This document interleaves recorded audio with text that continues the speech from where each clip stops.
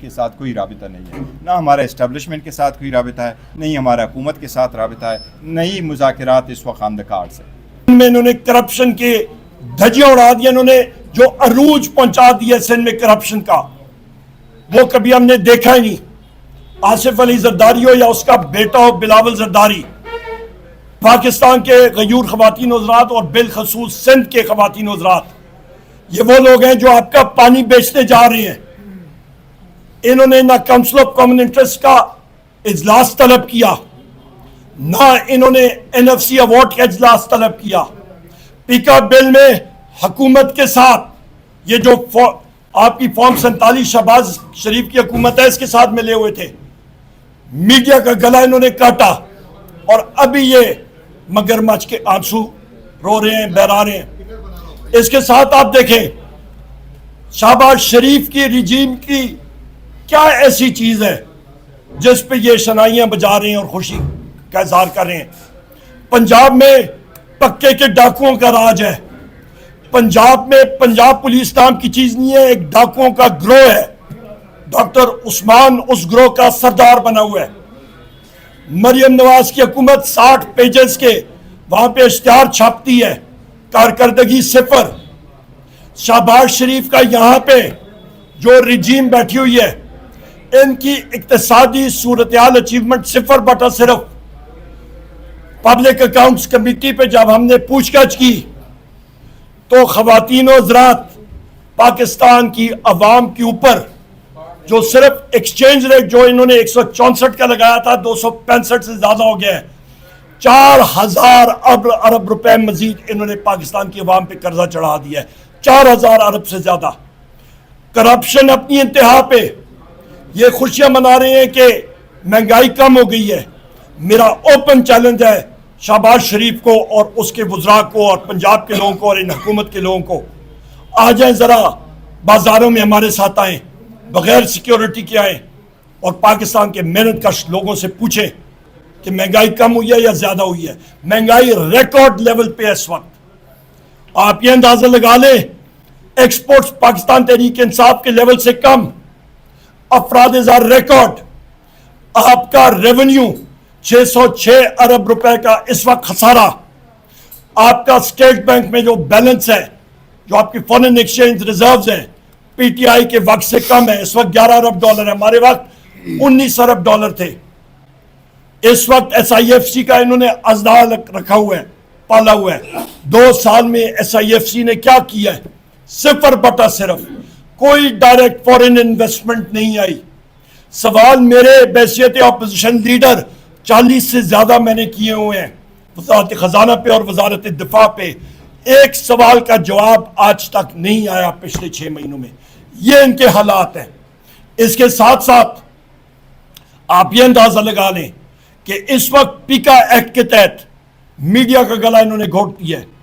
انہوں نے Pakistan digital act کے ذریعے، بل کے ذریعے انہوں نے پورا سٹرکچر آئی ٹی کا ختم کر دیا۔ کوئی انویسٹمنٹ آئی ٹی سٹرکچر میں نہیں آ رہی۔ گندم کا اس وقت آپ برہان دیکھیں، اس وقت آپ کی گندم یہ امپورٹ کریں گے، کسان کو اس کی جو روزی تھی، اس کا جو حق تھا، وہ پچھلے سال نہیں ملا۔ اس وقت آپ کی سمگلنگ انتہا پہ ہے۔ پیٹرولیم پروڈکٹس کی 550 ارب روپے کی سمگلنگ بلوچستان کے بارڈر سے ہوتی ہے۔ ذمہ دار کون؟ بلوچستان کے، میں بارہا کہتا چل رہا ہوں، 8 سے زیادہ اضلاع ہیں، وہاں پہ سیکیورٹی کوئی آمد و رفت نہیں ہے۔ باقی اضلاع ہیں، وہاں پہ نیم ان کی آمد و رفت ہوتی ہے۔ اس وقت آپ کوئٹہ میں دیکھ لیں، پچھلے 3 دنوں سے سیکیورٹی لاک ڈاؤن وہاں پہ چل رہا ہے۔ یہ حالات ہیں۔ آپ کا کے پی کا بارڈر ایریاز، وہاں پہ خواتین و حضرات، وہ ذمہ داری کس کی ہے؟ سیکیورٹی فورسز کی ہے۔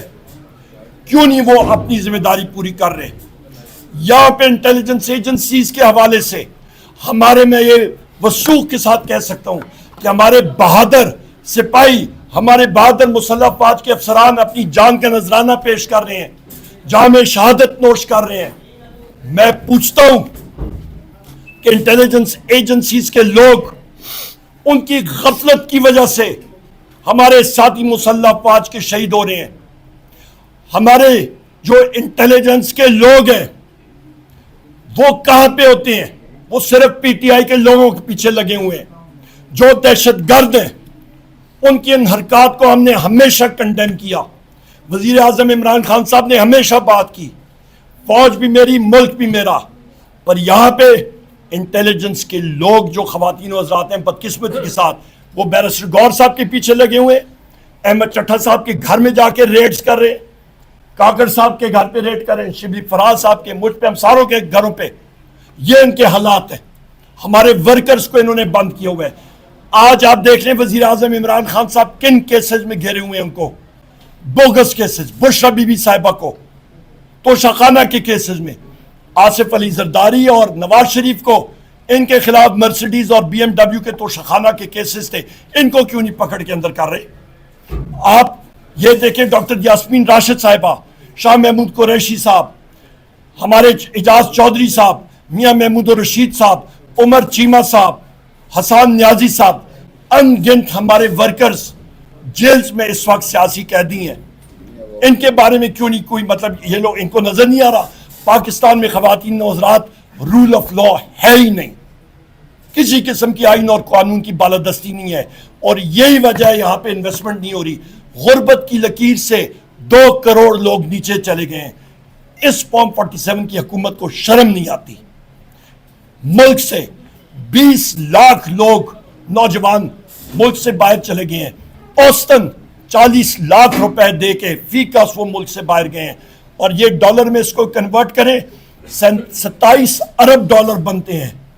ادھر ہم لوگ 1.5 ارب ڈالر کے لیے کشکول لے کے آئی ایم ایف کے پاس پھر رہے ہیں, اور ملک سے اس نکمی رجیم کی وجہ سے 27 ارب ڈالر جو ہے وہ ملک سے باہر جا رہا ہے.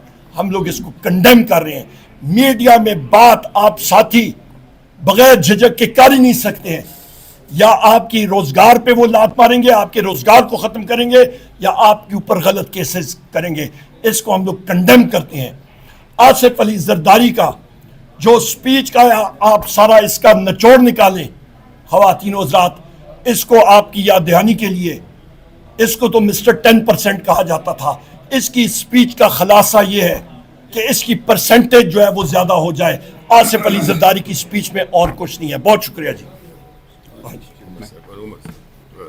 بسم اللہ الرحمن الرحیم. عمر صاحب نے تفصیل سے بات کی ہے. آج دوسرا پارلیمنٹری سال شروع ہونے سے پہلے آج ہم نے بے نظیر کی تصویر کے پیچھے زرداری کی لیگیسی دیکھی, اور اس لیے جب زرداری کی لیگیسی دیکھی تو عوام نے اور ان کے منتخب نمائندوں نے آج غلامی نامنظور اور قائد عمران خان کی گونج لگا کے اس کا استقبال کیا. ہم سمجھتے ہیں آج کی تقریر اس ملک کو, اس کے فیڈریٹنگ یونٹس کو, اس میں بسنے والے سارے پولیٹیکل پارٹیز کو یونیفائنگ کرنے والی سپیچ زرداری کی نہیں تھی. وہ ساتھ ثابت نہیں کر سکا کہ وہ وفاق کی علامت ہے, وہ اس پارلیمنٹ کا حصہ ہے. اگر وہ یہ ہے بھی نہیں, لیکن اگر وہ سمجھتے بھی تو آج وہ اپوزیشن کے چیمبر میں سے ہو کے آگے جاتے, اس ایمان میں آتے. اس لیے ہم نے اس کو استقبال کیا ہے اپنے احتجاج کے ساتھ. زرداری صاحب نے آج تک بھی 1 سال اس کا بھی ہو گیا, اس 1 سال کے دوران آج بھی اس نے آپ کے ساتھ شیئر نہیں کیا کہ اس نے ایز اے پریزیڈنٹ یا chairman Pakistan Peoples Party Parliamentarians کے عہدے سے استعفیٰ دیا ہو, یا اس نے آپ کے ساتھ یا الیکشن کمیشن کے ساتھ وہ شیئر کیا ہو, یا الیکشن کمیشن نے ان کو کہا ہو کہ اس پہ الیکشن کرے. لہٰذا آج بھی زرداری صاحب ایک متنازع صدر ہے. وہ ایک پارٹی کے سربراہ ضرور ہوں گے اپنے حساب سے, لیکن اس ملک کے وفاق کی علامت ہم ان کو نہیں سمجھتے. اس لیے اس کے تقریر کے دوران ہم نے احتجاج کیا, اور یہ احتجاج ہمارا جس طریقے سے روٹین ہے انشاءاللہ تعالی یہ جاری رہے گا. جس طریقے سے ہم احتجاج کرتے ہیں ایوان میں, کیونکہ ہمیں بولنے نہیں دیا جاتا, ہماری آواز کو چھپایا جاتا ہے. لیکن آج زرداری کی سپیچ نے اس بات کا اعادہ کیا ہے کہ یہ پارلیمان انہوں نے ایسا بنایا ہے کہ جتنے بھی فیصلے ہوتے ہیں وہ ایوان کے باہر ہوتے ہیں, ایوان کو توقیت نہیں دی جاتی. آج چیئرمین سینٹ تو بیٹھا تھا, بڑے ایک لفظ تو کہہ دیتے کہ کل اس کی حکم پہ عمل درآمد کیوں نہیں ہوا, اعجاز چودھری صاحب سینیٹر پروڈیوس کیوں نہیں ہوئے. آج جائنٹ سیشن میں ابتدا ہو رہی ہے, آج وہ جائنٹ سیشن میں پروڈیوس کیوں نہیں ہوئے.